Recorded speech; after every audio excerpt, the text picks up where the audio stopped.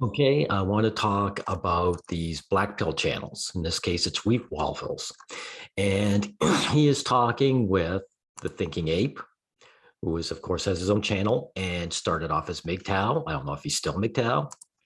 And they're going to talk, I'm going to debunk some of the things they have to say.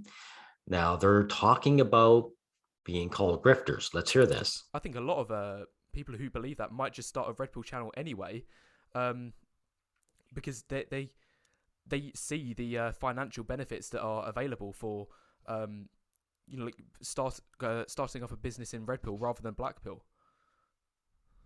Yeah, I'd largely agree with that. I mean, everyone is called a grifter. I'm called a grifter too, even though, I mean, I'm not selling any product. People are free to donate or not.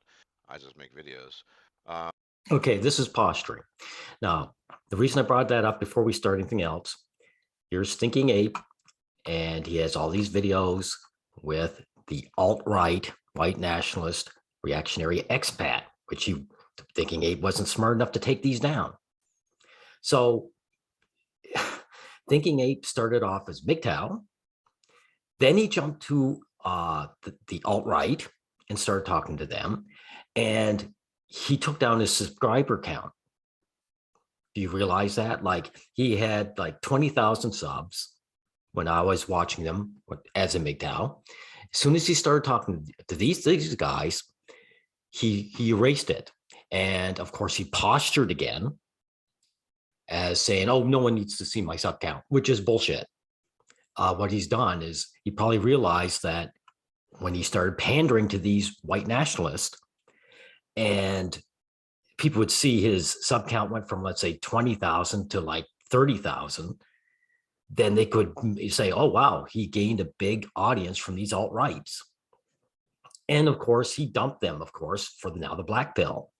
And the black pill is, he's talking about dating. Why would a MGTOW who's going his own way talk about dating? He's talking about dating in a situation where men have no rights as human beings, right? So I won't bother finding it. You can watch this, and he'll say he claims that he cares about young men. Anyone who cares about young men would not talk about dating in this environment where they have no rights. Like, you're dating and then what? You get hashtag me too. Sorry, this is all posturing and all bullshit. Now, we'll get into the debunking. We'll start off roughly the 110 mark. You won't even match with them, let alone be in the chance with getting chancing with dates or whatever like that. And I agree with you. Whenever I've seen like young looks matched couples, they've never met online. It's always like through some warm environment, like they either go to the same school, same work, same university, or whatever like that. And I actually talked about a similar example in my most recent video. Well, no, it wasn't my most recent one. It might have been the one before that. That women's standards, I don't know what it is about online dating, but they just seem to like exponentially increase as soon as they step onto online dating. Like, I don't know what it is about it, but that's just what happens. Maybe. So this young man, Wheat Waffles, is showing his ignorance. The women feel a certain way. Women do not want to be with men, Wheat Waffles. That's why men have to bribe women into their lives. And of course, once women have more options, the bribe grows. I'm going to school you on something. If you give a kid broccoli, and then next the kid says, oh, would you boil the broccoli until it doesn't have any of its bitterness? And then you do that. And then the child says, can you chop it up into tiny pieces so I only have to take little bites? And then the child says, oh, by the way, would you mix this in with hamburger? So I'm basically eating hamburger with little bits of broccoli. Oh, then would you cover the hamburger with melted cheese? Eventually, you're just going to come to the conclusion the child just doesn't like broccoli.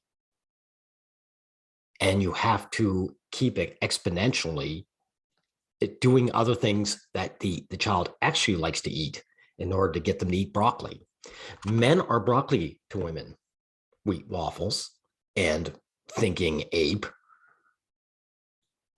Men are broccoli to women. Women aren't interested in broccoli. Matter of fact, women who eat broccoli, grown women, do it because it's good for them. But if you introduce an ice cream that took broccoli's place, broccoli would never be sold again. And women would be eating this super healthy ice cream in preference. It's because they're being swamped with attention on there, and they're getting hundreds of matches that's from it. the get-go. It must be that, yeah. But anyway, like to carry on my point. Like I saw a woman who was in a club, and she was getting with him, but a few days later, like I saw the same woman swiping on Tinder, and she was swiping with like not guys on the guys she was with at the club's level, but guys above the guys that she was with at the club's level. So, like, of course, she has options. Social media is giving women options. And since they don't have any proclivities towards men, really, they're going for broke. They may as well go for the least disgusting tasting broccoli they can get. You wheat waffles would do the exact same thing. If you were dating a bunch of women who are fives and you realized if you got on social media, you could get women who are sevens, you would do that. So there's no surprise here. her standards, it just makes no logical sense, because how can a person's standards, man or woman, change based on the environment that they are in? Like, It's called having options. Their standards haven't changed. Their options have changed. If you lived in a small village before internet, if you lived in a small village, you had the population to choose from. But then you go to the city and you have much more options, more choice from. And you go, oh, the best looking person in my small village is a 7. But if I go to the cities, now I can see 8s and 9s. By the way, that's why so many women flock to cities. I would swipe on the same people on a dating app that I would approach in real life. There's no reason that I would change my preference, unless obviously I'm trying to play the algorithm. Like I wouldn't swipe on the best looking women on online dating apps. Of course you wouldn't. You don't have those options. I said if a man had those options. But you know you can't get those women, so they're not optional for you. But if they were, if you realized, wow, I could get a 9 just by using a dating app, you would go for it. You wouldn't bother dating in clubs. Or even my looks match, maybe, because I know that they're going to reject me. But for the women out there, I don't see why they would have one set of standards for the people they meet in real life, and then a different set of standards, much higher standards on online dating, like at least 2-3 notches higher than what their own SMV is. Again, their standards haven't changed. They just have options. So this young man, this wheat waffles, shows you he doesn't know what's going on. And this is another thing about people calling him and Thinking-Ape grifters. He says he's very cheap. So what? People are paying you money, even if it's a little bit. They're paying you a little bit of money for a guy who doesn't know what's going on in the world. So it could be called a grift. And like I said, what's his name here? Thinking-Ape used to be called Stardust. I used to watch this stuff all the time. He's a MGTOW who's going on his own way, but he's talking about dating advice. It's living proof that MGTOW were just deselected men. They're not going their own way. The door was open and they were told to go their own way, the other way. Right. Well, there are a couple of reasons for this. I mean, for one thing, everyone should know. I mean, a lot of stuff I've talked about on my channel historically is about basically women's biology and how they operate. And the thing about women is they're much more impressionable and malleable than men are, on average, at least. There are exceptions. And this is bullshit too. This is cope big time. Thinking-Ape will say that women are collectivist or more collectivistic than men and shit like that, which is bullshit. Of course, men are complete collectivist. And men aren't less malleable. They just have fewer choices. They have fewer paths they can follow. That's like you're driving down a road where there's no rights or left. And you say, yep, I'm very constant in my driving. I only drive north to south. And meanwhile, the women are driving on a highway which has all kinds of left and right. Say, oh, look, women, they're always driving north, south, east, west. Look at them. Where men are so constant. And so you take a woman, you put her in a certain environment, and boom, she'll think something to some degree, oftentimes completely different from what she used to think. Um, it should be then, therefore, no surprise that in the right sort of online environment, remember, currency is, for women, women's currency is attention, right? They get more attention. That's what they think is valuable for them. Well, there you go. You're proving my point. The women aren't interested in men as people. Men want to be with women. Women don't give a shit about being with men. And the online experience proves that. And so Wheat Waffles and Thinking-Ape, why would you guys talk about dating? Why would you struggle to get together with someone who you know isn't interested in you as a human being?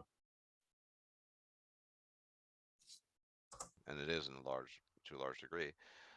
You combine these things, the fact they're more impressionable, more malleable, with the fact that they're receiving more attention. And I think it's easily conceivable. And I think it would be wrong to attribute that to, a conscious decision on their part, right? It, women are not actively thinking, I would settle for a 5 here, but now I'm in a, no, they're getting.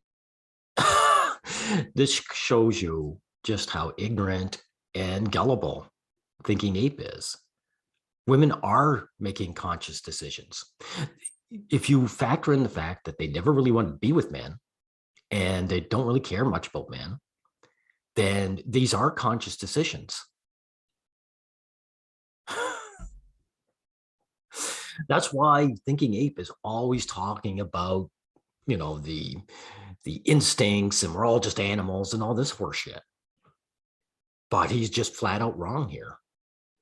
Women are very conscious about the decision she's making. They want, if they're going to settle for men, because they don't really care about men, they're going to go as high as they can. Getting a lot of input from the online environment. Here's another thing, I've talked about this in a video as well.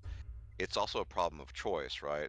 The online dating creates what's called overchoice is the technical term. Oh yeah, When I've heard about this. Yeah, yeah, Yeah, go on. so the paradox of choice. Yeah. Basically, they've run experiments. I can go over the basics. The first experiment was run about 20 years ago. They started with products. So like two tables filled with jam. They put jam on the table. One table had 6 types of jam. Other table had 20. And so they want to see, which table would basically sell. They were theoretically sell more jam. The table with 20 jams got a lot more attention, but the table with 6 jams sold a lot more. And they've replicated this with speed dating. They Now, here's the thing about this. If you love strawberry jam, it won't matter how large the selection is. So if a woman goes up to a table with 6 jams and they have strawberry jam, and that's what she wants, she's going to buy it. If she goes to a table with 120 different flavors and she's looking for strawberry jam, she's going to buy it. The only reason this affects this is that obviously the women in particular they don't care about jam. So it doesn't matter if there's 6 choices or 120 choices. That's why the 120 choices makes them hum and haw. You don't hum and haw if they got something you actually want. So what these guys are missing in their dating advice is the fact that women aren't particularly interested in men in general.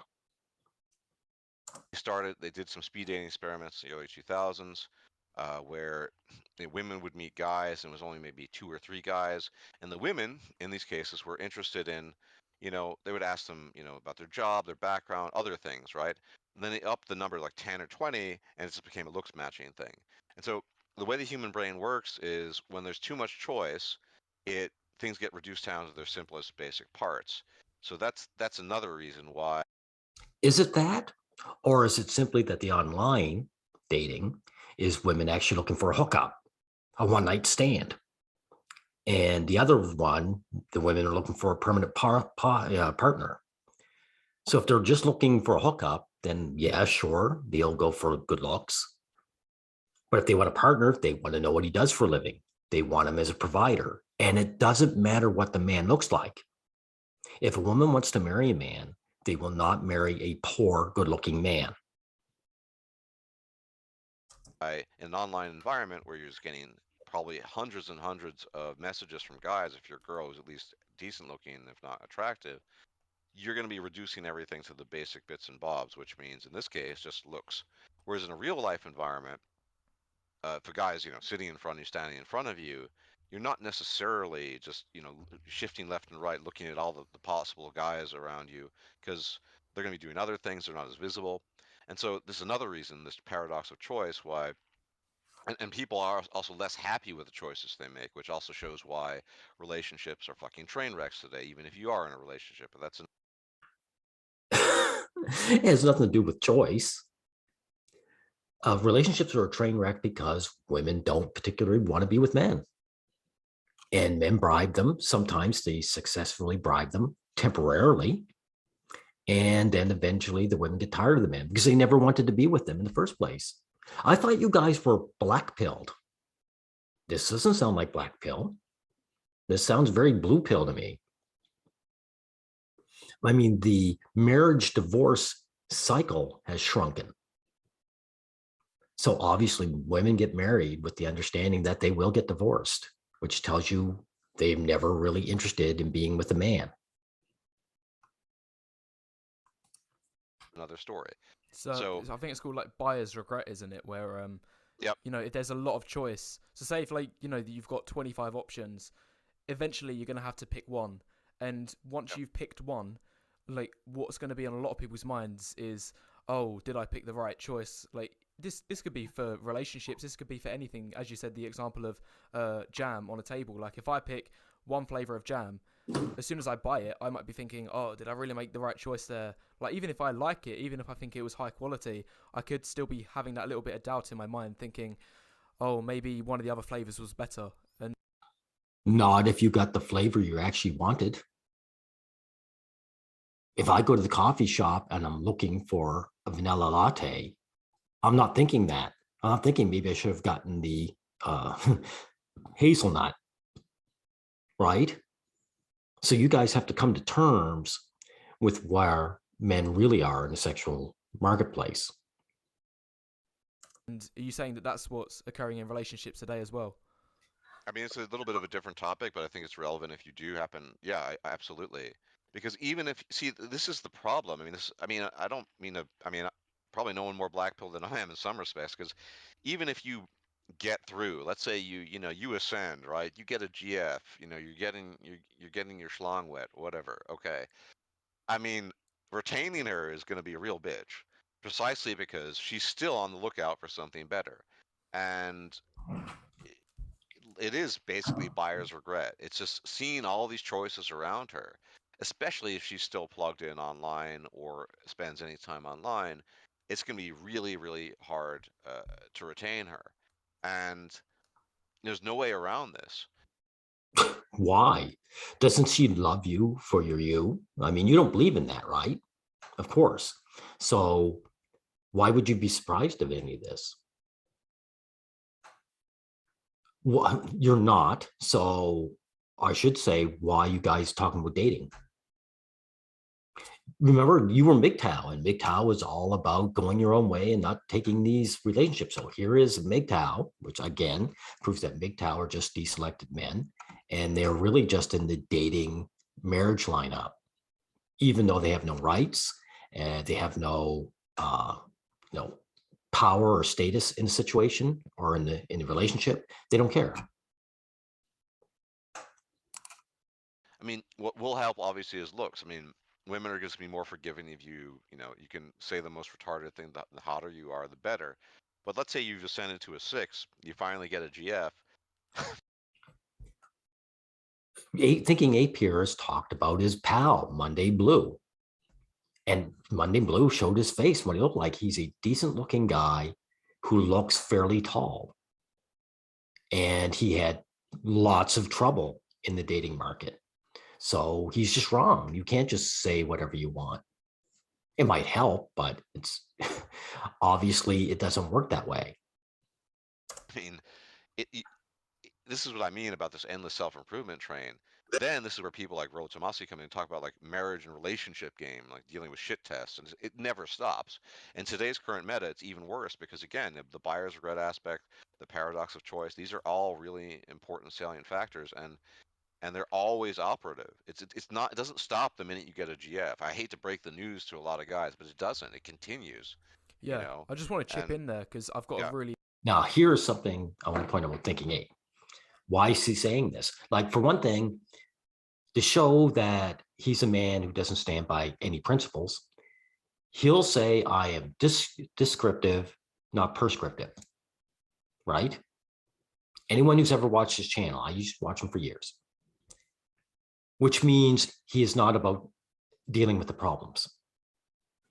Can you imagine if you were broken down on the road and you had a flat tire and some guy drove up to you and looked down or rolled down his window and looked at it and said, oh my God, I see you have a flat tire.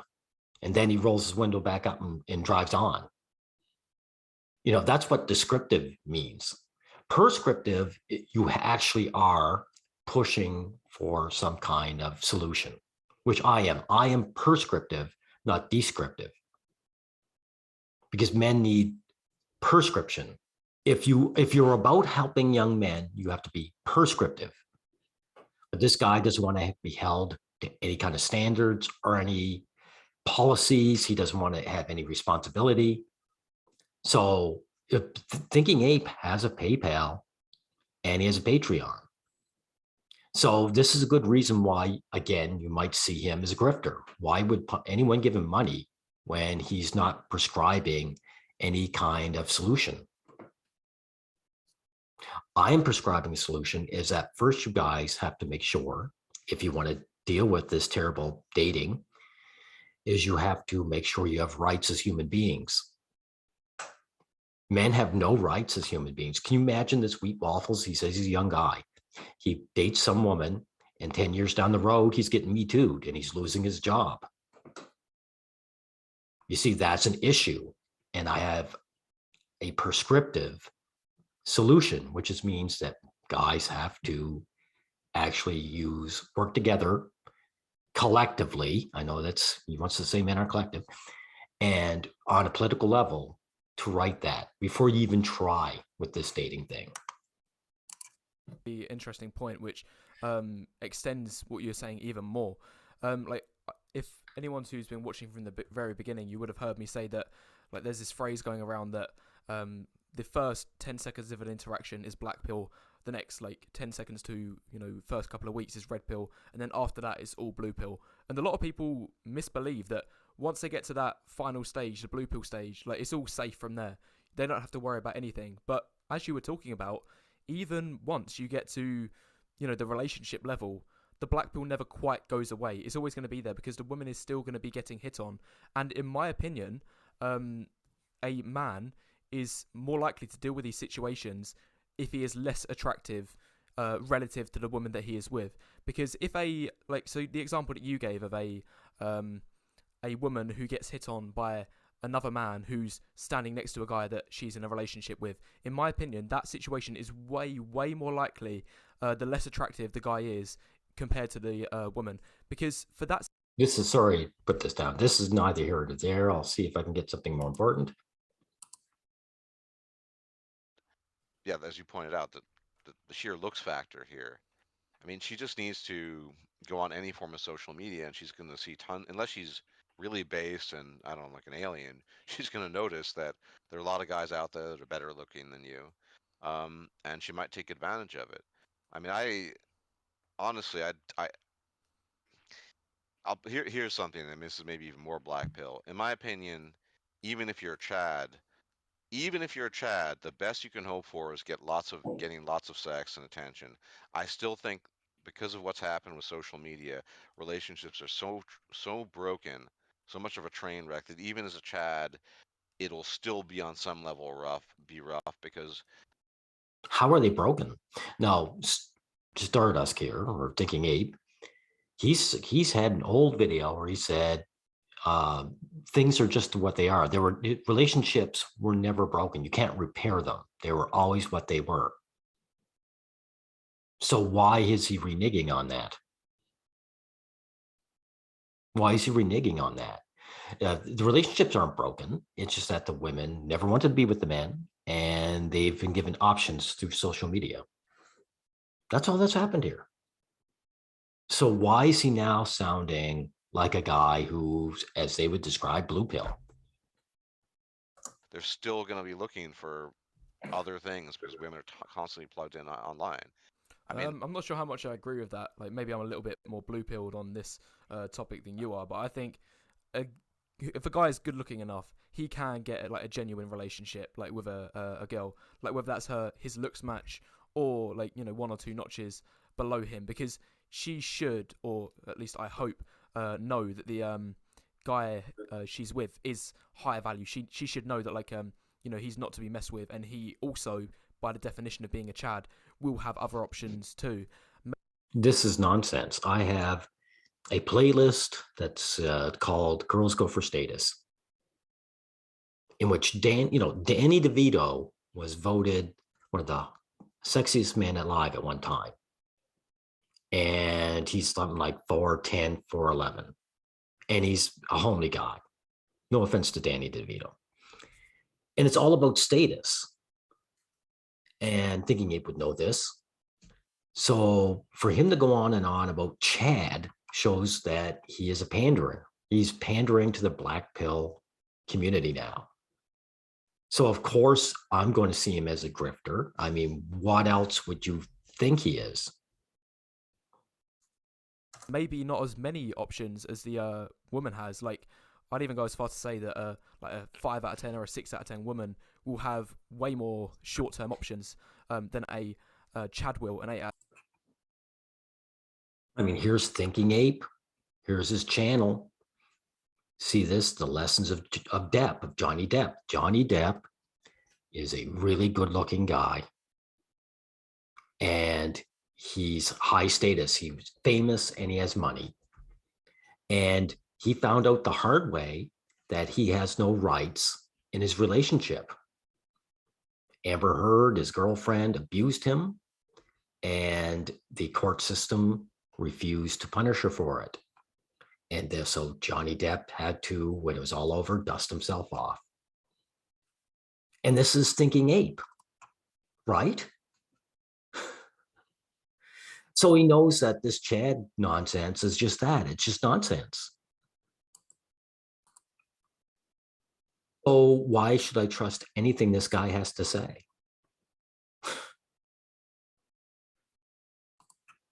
Like fake profiles of an average looking woman and a highly attractive man, and still, surprisingly, just because of the nature of online dating, the average looking woman has got more matches, more options, which therefore means like more power in the short term over the man.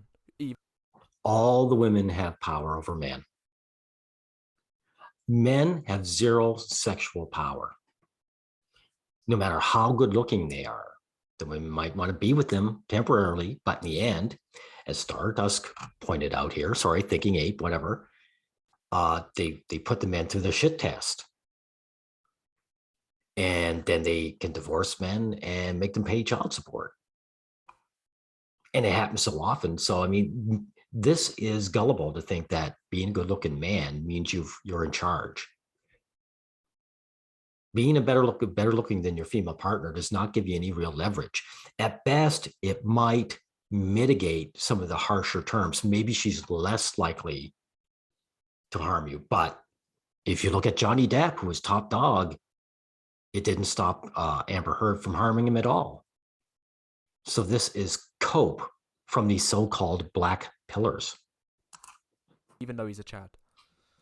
yeah, well, maybe I should point something out that I think one thing that's important that I've always observed, throughout my 4+ decades is the relationships that do seem to work have some fundamental asymmetry, which is to say, for whatever reason, usually looks, although not exclusively, one party likes the other party member more, right? So in Yeah, that's men want to be with women more, a lot more.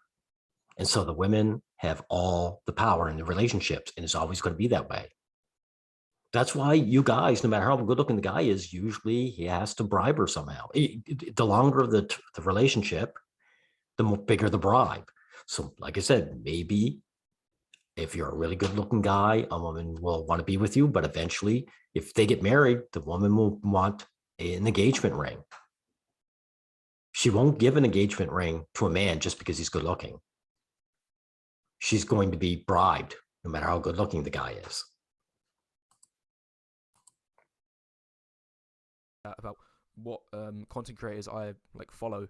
I'd probably say my top 5 channels that I watch is, well, this isn't in order, but this is just like people that I consistently watch. Alexander Grace, Face and LMS, ITV, which you should know what that means, and then Darius M, who like a lot of people will just call him another red pillar, but I think he's fairly at least up until recently, he's become more black pill leaning. Like he has talked a lot about in his Yeah, these guys are grifters. Lookism has been torn to shreds. So if you're into lookism, you're a grifter. And I did a video involving Darius M showing just what a grifter he actually is. And he's a hostile to men grifter too, which is really rubs me raw.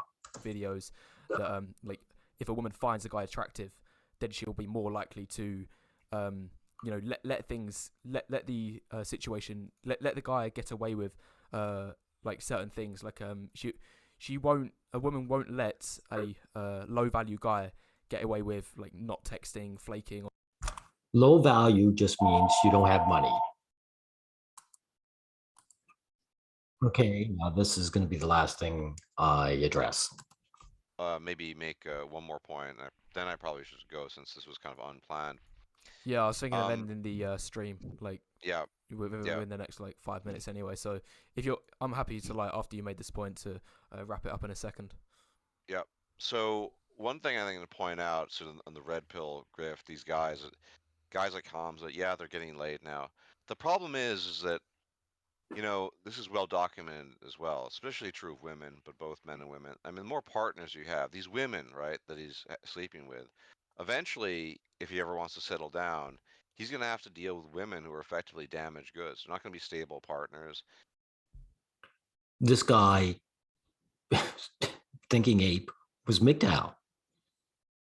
So he's not pushing for relationships anyway. And he agrees that relationships are toxic. But more to the point, it shows just what a tradcon he is. That he's talking about these women being damaged. These women aren't damaged. These women are what they are and always have been. These women never really cared to be with men anyway. And all these social media has just given them options to express that to a greater degree. So what's he going on about damaged goods? In other words, these women have been given options, so therefore they're damaged. It was never, the relationships were shit anyway, because the men always had to bribe women into their lives and still do. So, I mean, why would he be talking about dating and getting together with the opposite sex anyway? I don't see anything worthwhile there. And he used to talk like that when he first came out 10 years ago or so. And now he's doing a 180. So he's either always been gullible or he's pandering to the black pill and to keep his channel going. And in that instance, what is he going to do? Is he going to geomax, find some version someplace? Yeah, he's getting laid now, and guys like him can get laid. The guys who can ascend slightly because they were in an average range anyway. And here's the thing about geomaxing. All he's talking about is going to countries that are poor, where the women have fewer options. He even discussed earlier in this video, you can watch their video to hear it, that a Caucasian could go to some of these countries like South Korea and have the women swarming over them. And now they can't. Why? Because social media has given the women their options, which means the South Korean women weren't interested in the Caucasian men.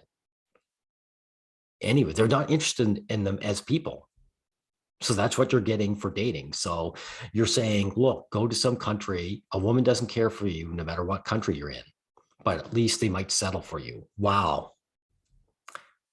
That's real great advice. Anyway, this is about as far as we need to go with this. If you want to watch their video, I say go for it. But to me, they're very naive and they are grifting to a certain degree. Definitely Thinking-Ape is. I don't know about Wheat Waffles, but come on. You're accepting payment with PayPal and Patreon. It doesn't matter if it's volunteer. If you're Thinking-Ape, if you put out a Patreon and a PayPal, you're hoping people will pay you for your advice, which is shit advice. So it's good enough as a grift to me. Thank you.